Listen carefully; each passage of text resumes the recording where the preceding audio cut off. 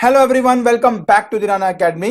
तो आज के लेक्चर के अंदर हम चैप्टर 4 जिसका नाम था रिफ्रैक्शन ऑफ लाइट, उसके पार्ट सी को हम स्टार्ट करने वाले हैं।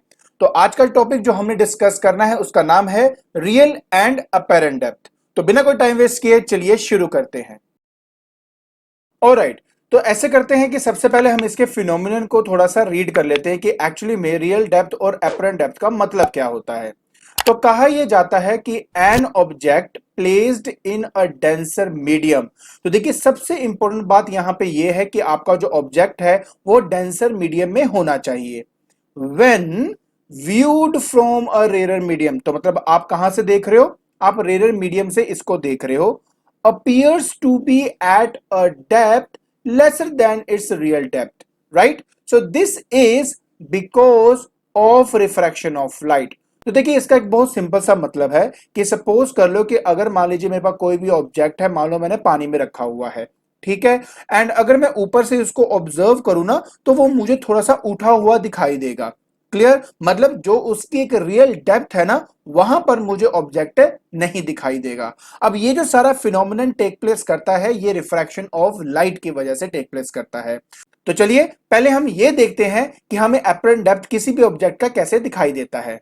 सो देखिए सबसे पहले आपने एक काम करते हैं, हम यहां पर ना मान लेते हैं कि मेरे पास ना यहां पर एक क्या है, ग्लास टैंक है। So this is my glass tank जिसके अंदर मैंने पानी भरा हुआ है। सो मान लेते हैं बेटा कि यहां पर मैंने पानी भरा हुआ है, तो ठीक है, ये लिक्विड से आपका पूरी तरह फिल्ड है। क्लियर हो गया। अब मैंने क्या किया, अब मैंने क्या किया कि इसके बॉटम में ना यहां पर एक ऑब्जेक्ट रख दिया। तो मान लेते हैं कि ये क्या है, मेरा वो ऑब्जेक्ट है। अब हम एक काम करेंगे, यहां से रे ऑफ लाइट जो है वो ट्रेवल करवाएंगे from denser to rare medium. आप अच्छी तरह जानते हो कि जो वाटर है that is denser than air, ठीक है। सो ये क्या है मेरा, this is my denser medium, और ये क्या है मेरा यहां पर, this is my rare medium. Clear. तो चलिए अब शुरू करते हैं। तो सबसे पहले आप अच्छी तरह जानते हो बेटा कि अगर एक रे ऑफ लाइट नॉर्मली पास करती है from denser to rare medium तो वो बिना किसी डेविएशन के एज सच आपका पास कर जाएगा, राइट। सो देखिए इस कंडीशन के अंदर अगर ये नॉर्मली पास करती है तो बिना किसी डेविएशन के वो सीधा यहां पे ऊपर की तरफ चला जाएगा। लेकिन अगर कोई भी ये एंगल ऑफ इंसिडेंस बनाती है, जैसे कि सपोज कर लो कि इस कंडीशन में ये मेरे नॉर्मल के साथ कोई एंगल ऑफ इंसिडेंस बना रही है, तो इस कंडीशन में क्या होता है कि जो आपकी रे ऑफ लाइट है वो बेंड कर जाती है अवे फ्रॉम द नॉर्मल, ठीक है। और क्योंकि वो बेंड करती है अवे फ्रॉम द नॉर्मल, तो अगर कोई पर्सन सपोज कर लो यहां से अगर देखेगा तो उसको ये ऑब्जर्व होगा कि रे ऑफ लाइट जो है वो बिल्कुल स्ट्रेट पाथ पे ट्रेवल करती है। तो उसको ऐसे लगेगा कि एक्चुअली में जो ऑब्जेक्ट है ना वो यहां पर है। सो अगर आपका ऑब्जेक्ट यहां पे था तो बेसिकली आप कह सकते हो कि यहां पे इसकी इमेज दिखाई देती है। Is that okay. तो आपने क्या करना है कि यहां से पीछे की तरफ एक स्ट्रेट लाइन आपने एक्सटेंड कर देनी है और यहां पर इस लाइन के ऊपर मीट करवा देनी है। अब इस कंडीशन के अंदर इस यहां से मतलब सरफेस से लेके बॉटम तक का जो डेप्थ है इसको हम कहते हैं रियल डेप्थ। तो ये मेरा रियल डेप्थ होता है। और इसी सरफेस से जो हमें इमेज लगता है ना कि कहां तक है वो होता है इसका अपेरेंट डेप्थ। वो क्या होता है इसका अपेरेंट डेप्थ। और ये जो ओ आई आपको मिल रहा है, ओ आई, ओ आई क्या है आपका, अगर यहां पे देखें तो एक रियल डेप्थ में से अगर मैं एपरेंट डेप्थ को माइनस कर दूं तो मुझे जो चीज मिलेगी उसको हम कहते हैं बेटा यहां पे शिफ्ट। क्या कहते हैं, शिफ्ट। क्लियर हो गया। अब सबसे इंपॉर्टेंट बात, रियल डेप्थ और एपरेंट डेप्थ में एक रिलेशन होता है। देखिए ये हमारे सिलेबस में नहीं है इसको डिराइव करना, तो मैं यहां पे डिराइव नहीं कर रहा हूं। आपने सिर्फ उस रिलेशन को याद रखना है। और रिलेशन ये है आपका कि ए म्यू एम। अब मैंने यहां पे ध्यान से देखना मैंने क्या लिखा है, ए म्यू एम मतलब refractive index of medium with respect to air. जैसे कि इस केस में हो जाएगा refractive index of water with respect to air, और जिसकी वैल्यू मुझे पता है 4/3 होती है। तो मैं यहां पे वो सब्स्टिट्यूट करूंगा। Is that okay. Okay, so formula है आपका refractive index is equal to real depth, real depth upon apparent depth. ठीक है, क्या है, real depth upon apparent depth. So ये रिलेशन है आपका रियल डेप्थ और एपरेंट डेप्थ के बीच में। आई होप आपको ये रिलेशन समझ में आ गया होगा। सो देखिए डेरिवेशन तो नहीं है, बट आपको ये जो है फॉर्मूला याद करना होगा। ओके, तो चलिए अब मैं आपको बताता हूं कि आप शिफ्ट को कैसे फाइंड आउट करोगे। तो जहां तक हमारे शिफ्ट के बारे में अगर हम बात करते हैं तो वो होता है real depth minus apparent depth. अभी मैंने आपको बताया कि जो म्यू है वो बेसिकली रिफ्रैक्टिव इंडेक्स होता है ना, ये तो ये होता है real depth upon apparent depth. So अगर एपरेंट डेप्थ में यहां से फाइंड करूं तो वो आ जाएगा real depth divide by mu. तो अब मैंने बस क्या करना है, इसकी वैल्यू यहां सब्स्टिट्यूट करनी है। तो यहां आ जाएगा real depth minus of real depth divide by mu.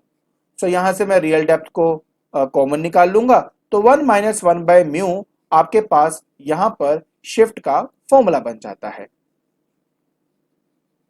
Clear? सो यहां आप देख सकते हो कि आपका जो शिफ्ट है वो डिपेंड करता है एक रियल डेप्थ पे of course, as well as ये डिपेंड करता है मेरे म्यू पर। तो मेरा जो शिफ्ट है ना वो एक्चुअली में 3 फैक्टर्स पे डिपेंड करता है। जो सबसे पहला फैक्टर है वो है आपका रिफ्रैक्टिव इंडेक्स। रिफ्रैक्टिव इंडेक्स तो ये एक्चुअली में इसके ऊपर डिपेंड करता है। अब मैं आपको पहले ये बता दूं प्लीज कि जब भी हम डिपेंडेंस के बारे में बात करते हैं तो आपने कभी ये नहीं बोलना कि डायरेक्टली प्रोपोर्शनल इनवर्सली, ऐसे हमेशा नहीं होता। जब भी हम डिपेंडेंस के बारे में बात करते हैं तो हम ऐसे बोलते हैं कि अगर एक इंक्रीज करेगा तो दूसरे में क्या चेंज आता है। सो रिफ्रैक्टिव इंडेक्स के केस में if there is increase in refractive index तो शिफ्ट भी आपका इंक्रीज होता है। अब देखिए समझने वाली बात है, इस केस में अगर म्यू की वैल्यू बढ़ जाती है तो 1 अपॉन म्यू, जैसे कि अगर मैं कहूं कि पहले 2 था बाद में 3 हो गया, तो आपको पता है कि 1/3 इज लेस देन 1/2। सो कहने का मतलब हुआ कि अगर म्यू इंक्रीज करेगा तो ये जो फ्रैक्शन है इसकी वैल्यू डिक्रीज करेगी, जिसकी वजह से आपकी जो शिफ्ट की वैल्यू है वो इंक्रीज कर जाएगी। सो इसलिए म्यू इंक्रीज करने से शिफ्ट आपका इंक्रीज होता है। Number 2, thickness. तो ये थिकनेस पे बहुत डिपेंड करता है। थिकनेस बेसिकली यहां पे रियल डेप्थ को भी आप कह सकते हो कि जितना ज्यादा रियल डेप्थ होगा ऑटोमेटिकली आप देख सकते हो यहां पे शिफ्ट की वैल्यू उतनी ही ज्यादा होगी ना। सो थिकनेस जितना ज्यादा होगा शिफ्ट आपकी उतनी ही ज्यादा होगी। सो मैं यहां लिख देता हूं कि जो थिकनेस है जितना ज्यादा होगा शिफ्ट भी उसी तरह से आपकी इंक्रीज करती है। थर्ड पार्ट जिस पे ये डिपेंड करता है वो है आपका वेवलेंथ। देखो जहां पर रिफ्रैक्टिव इंडेक्स की बात आती है ना वहां पे ऑटोमेटिकली कलर या वेवलेंथ तो आ ही जाता है। अब एक बात तो देखिए हम अच्छी तरह जानते हैं कि जो वेवलेंथ है वो inversely proportional to refractive index होता है, और रिफ्रैक्टिव इंडेक्स शिफ्ट पे ऊपर डिपेंड करता है सच दैट कि अगर रिफ्रैक्टिव इंडेक्स बढ़ेगा तो शिफ्ट भी आपका बढ़ता है। तो इस पर्टिकुलर सिनेरियो को देखकर हम कह सकते हैं कि अगर आपकी वेवलेंथ बढ़ती है, जो वेवलेंथ है अगर वो आपकी बढ़ती है तो जो शिफ्ट है वो आपकी डिक्रीज करेगी। तो एक बात आप अच्छी तरह समझ लेना प्लीज कि wavelength of red is greater than wavelength of violet. So therefore shift of red is less than shift of violet. तो प्लीज इस बात को ध्यान दे देना। आई होप आपको ये जो शिफ्ट है, ये जो रियल डेप्थ है, ये जो एपरेंट डेप्थ है, इनके बीच का जो रिलेशन है और किन फैक्टर्स पे डिपेंड करता है आपको वो समझ में आ गया होगा। अब कई सारे ऐसे फिनोमिनन्स हैं जो रिफ्रैक्शन ऑफ लाइट से हम उसको एक्सप्लेन कर सकते हैं। तो ऐसे कुछ एग्जांपल्स को अभी हम देखते हैं। तो सबसे पहला एग्जांपल है आपका बेंडिंग ऑफ अ पेंसिल, जब हम उसको किसी मीडियम के अंदर डालते हैं। देखिए मेरे पास यहां पे पेंसिल है ना, जब हम उसको किसी मीडियम के अंदर डालते हैं ना तो एक्चुअली में वो थोड़ा सा ना हमें बेंड नजर आता है उसके अंदर। अब वो बेंड क्यों नजर आता है तो देखिए बहुत अच्छे रे डायग्राम से यहां पे बताया गया है कि मान लेते हैं कि यहां से 2 रेज ऑफ लाइट आपकी बाहर निकलती है, ठीक है। तो ये क्या करेगा, अगर मैं यहां पे नॉर्मल ड्रॉ कर दूं लाइक दिस तो it will bend away from the normal ना। सो क्योंकि it will bend away from the normal तो आप आराम से यहां पे देख सकते हो कि इस कंडीशन में अगर मैं उसको पीछे की तरफ यहां पे पीछे की तरफ एक्सटेंड करूंगा तो वो it appear to meet at this point, right. So इस शिफ्ट की वजह से हमें हमारी जो पेंसिल है थोड़ी सी बेंड नजर आती है।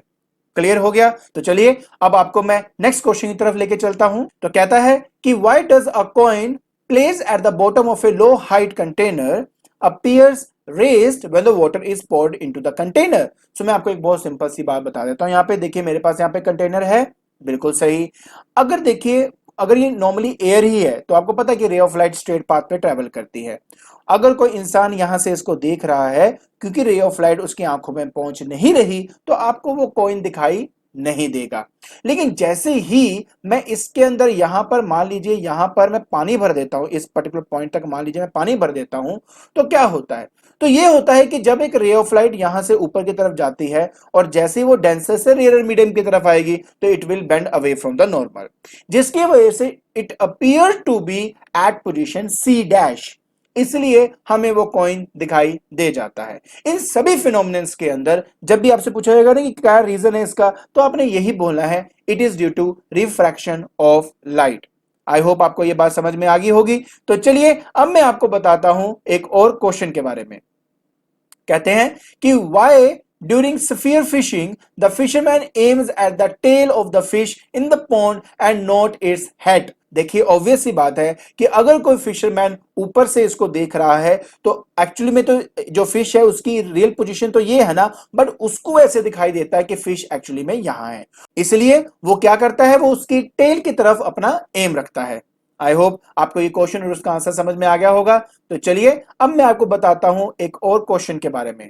कहते हैं why do star appears higher in the sky and twinkling. देखिए मैं आपको ना एक बात पहले बता देता हूं कि अगर मैं अपने अर्थ के बारे में बात करता हूं, तो आपको पता है कि सरफेस पे जो इस पे एटमॉस्फेरिक प्रेशर एक्ट करता है वो लगभग 1 एटमॉस्फेरिक प्रेशर होता है, मतलब 10⁵ पास्कल, यही होता ना। पर जैसे जैसे हम ऊपर की तरफ जाते हैं ना, वैसे वैसे जो प्रेशर है वो धीरे धीरे डिक्रीज होना शुरू हो जाता है।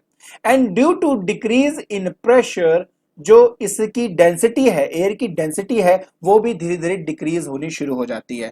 सो कहने का मतलब सिर्फ इतना हुआ कि जैसे जैसे मैं ऊपर जाऊंगा, ये जो आपकी लेयर्स है ना एयर्स की, उसकी डेंसिटी क्योंकि धीरे धीरे कम हो रही, तो हम कह सकते हैं कि वो धीरे धीरे रेयर होता जाता है आपका। तो जितना ऊपर जाओगे उतना रेयर मीडियम है, जितना नीचे जाओगे उतना वो डेंसर मीडियम होता जाएगा। क्लियर?